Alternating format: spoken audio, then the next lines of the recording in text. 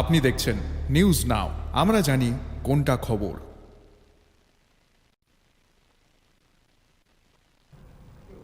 कंचनपुर में 2 यूएनएफ उग्रवादियों को गिरफ्तारी पर प्रतिक्रिया व्यक्त करते हुए मुख्यमंत्री डॉक्टर मानिक शाह ने कहा, राज्य सरकार उग्रवादी गतिविधियों को लेकर सतर्क है। राज्य पुलिस और सुरक्षा विभाग भी इस संबंध में सतर्क है।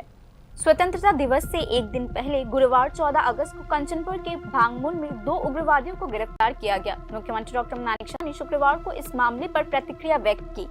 मुख्यमंत्री डॉक्टर मानिक शाह ने आज एक प्रश्न के उत्तर में कहा, राज्य सरकार उग्रवादी गतिविधियों को लेकर सतर्क है। राज्य पुलिस और सुरक्षा विभाग भी इस संबंध में सतर्क है।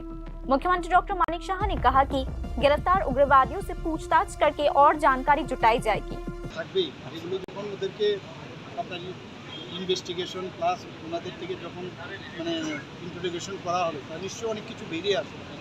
সেটা তো এখন এই মুহূর্তে বলা যাবে না কারা এর সাথে যুক্ত। সামনে তো আমাদের মানে সশস্ত্র জেলা পরিষদের নির্বাচন হবে, তো তার আগে কি রাজ্যকে আবার চাইছে যে এটা মনে করি না?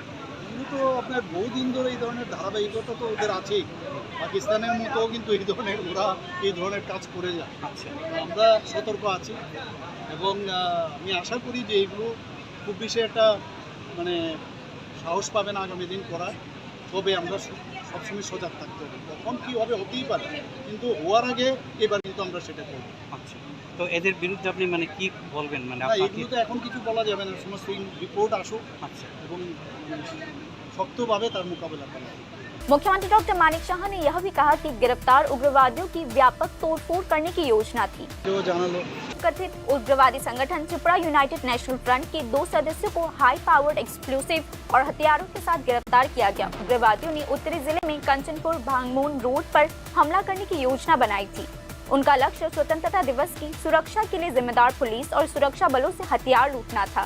गिरफ्तार उग्रवादियों में असम के हाइलाकांडी निवासी धनंजय रियांग और धामछाड़ के कास्को इलाके के निवासी सदाई नंद रियांग शामिल है।